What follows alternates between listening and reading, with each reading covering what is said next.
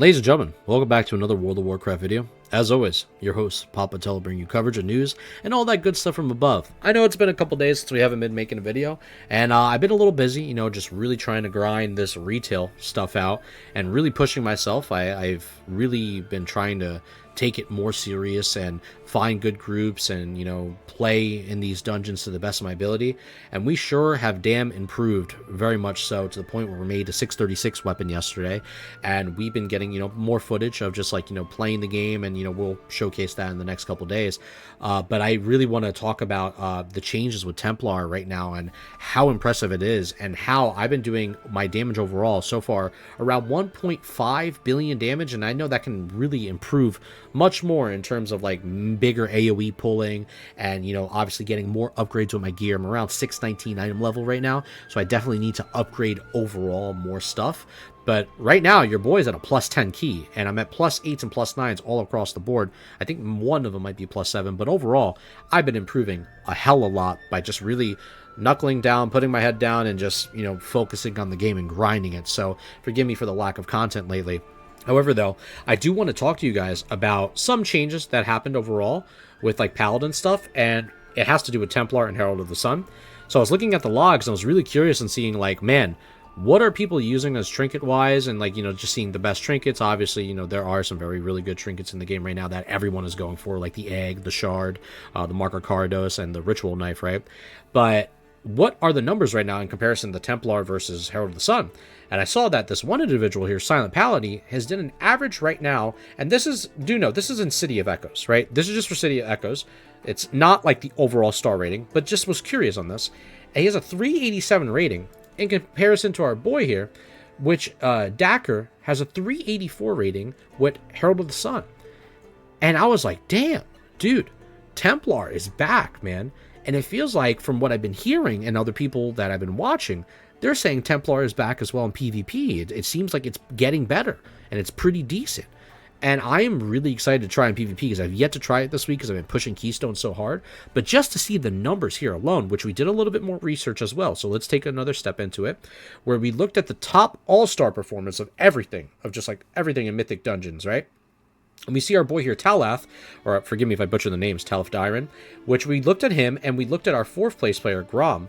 And Talath is currently right now Herald of the Sun, respectable. Dawnlight doing a lot of damage still, no matter what. I think it's around 190,000, which is, yeah, he's 190,000 damage is what she's doing. But you got to also count the gear and everything that he has, 639, 636 weapon, etc. And he is pumping. That Dawnlight damage is still relatively damn good. Makes up majority of the damage, as well as Sun's Avatar. Really good damage from that as well. But with his rating and what he got overall within his, I think this was in a Dawnbreaker that he did this in. Over here, from our other friend, and I believe he did this, I think in the City of Threads, I'm not too sure, but forgive me if I'm wrong, but this is the 4th place player, Grom, with Templar build, and he has 636, 639, and Hammer of Light at 191,000 damage is actually impressive. An Empyrean Hammer, 343,000 damage, almost 344. If we're rounding, right? But still, this is insane. This is awesome. I'm so happy that Templar and Herald of the Sun are competing with each other, because I didn't want one thing to lean over the scale in comparison to the other. I wanted them to be where they're both viable. You could pick either or, and they're both acceptable. And in my opinion, Herald of the Sun offers a little bit more survivability, but Templar offers bigger burst. And I feel like that's how it kind of should be. But they're both good. They're both, viable. And I really like the fact that Templar is making a name for itself once again, especially within groups, and I've been enjoying it even myself. We'll show you my logs now. They're not super impressive. We're at 81. Obviously, we need much more, stuff to do to really push ourselves in terms of grinding more Gilded Crest, so we can get more updates on our gear. We got our 636 weapon, though, which is really nice. So we made that. We got the Omen Crafted Great Axe.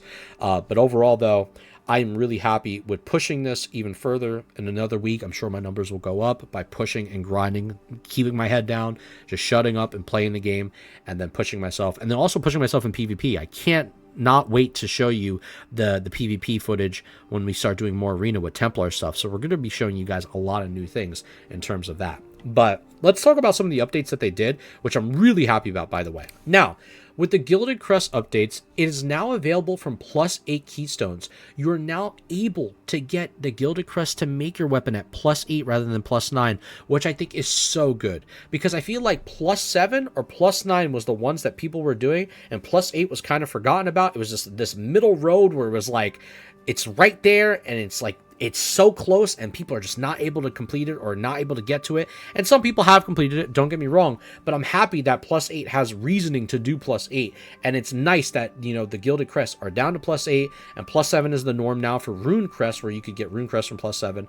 And I think that's a, you know, a W change. It gives players the accessibility to make their weapons. And I know, like, everybody likes to sweat in this game, don't get me wrong, but a little bit more easier access W changes and quality of life things. I like that stuff that Blizzard does. I think it's a much well-needed change, especially for this season of, you know, pushing keystones. Especially, obviously, like I said, I have a lot to learn, and I'm enjoying what I'm going through right now. You know, in my videos, I talk about this with the War Within, but overall, though, I think this is a really cool change. I've managed to push my keystones to +10 now, and also now having the 636 weapon because of the change. This is absolutely a W.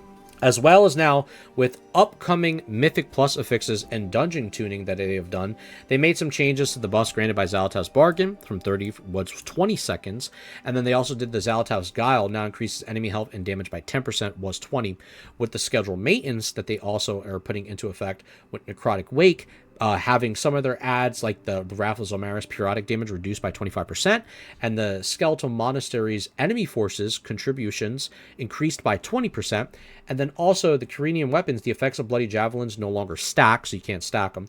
The Surgeon Stitch Flesh, health reduced by 20%, and Stitch Flesh Creation's Festering Rot damage was reduced by 30%, so they felt like it was overtuned. As well as Stone Vault, which was one dungeon that a lot of people, you know, kind of get, you know, a little scared of, because Stone Vault, those enemies in there are no joke, especially at higher keystones.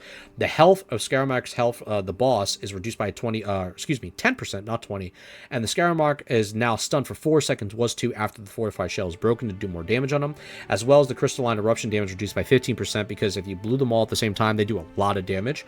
As well as Void Speaker Elrich, his health reduced by 10%, but they increased the cooldown of Metropic Reckoning. But overall, though, those are the changes that are going on currently in the War Within, and currently what's going on overall with, you know, everything with Templar and, you know, Herald of the Sun. A couple other changes that they made, but nothing really too crazy to make note of.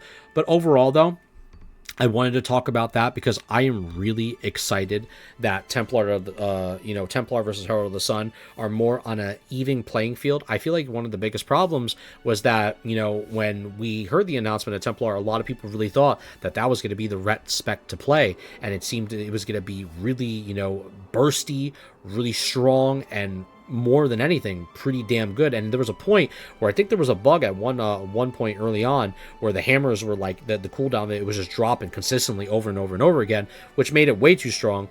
But then obviously Templar took a real backseat to Herald of the Sun for the past couple of weeks, where Herald of the Sun was just scaling way better because of Dawnlight being way too overtuned, and then they nerfed it, and now Templar and Herald of the Sun are kind of on this like even playing ground. Now obviously this is just for dungeons.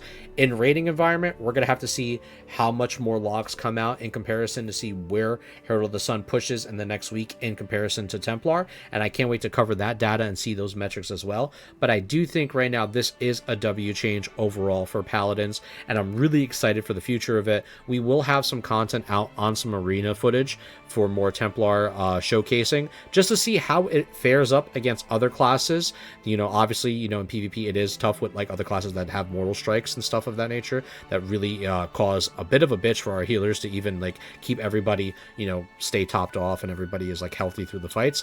But I'm really excited to see the burst windows of damage now that Templar is really going to push the pace within arenas, to see if that damage that is being done is more noticeable, and we can actually see health meters going down from that big burst window in comparison to where Templar was at before the changes, where it felt very lackluster and it felt like it had no impact within PvP scenarios whatsoever in comparison to Herald of the Sun, which I think just offered way more survivability, which I think is fine, because Herald of the Sun, the way the build is, like, it feels like it should offer more survivability, especially having, like, you know, Eternal Flame on top of Word of Glory, rather, you know, missing out on Eternal Flame when you go Templar for more bigger bursts, especially with those Empyrean hammers. Overall, though, I'm just really happy to see Paladin kind of like in a decent spot right now. Can there be better adjustments in the future? Of course. Can there be better changes being made in the next couple weeks? Of course there can be, if there's things that still feel a little lackluster. But I really want to see, you know, Paladin obviously always feel like it's a class that's like middle of the pack. It's not too overtuned. It's not too way down low, but damn is it good in certain areas and excels in even better areas like PvP.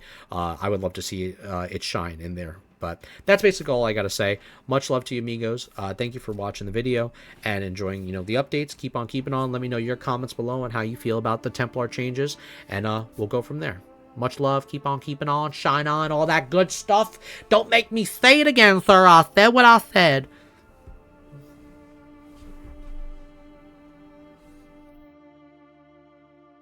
Come buy your flip wallet on the Hello JTello OnlyFans in stores now. Now don't subscribe yet. YouTube, this is a promotion for that. They're gonna pack me up and send me to the morgue, I said, sir, in Minecraft, of course.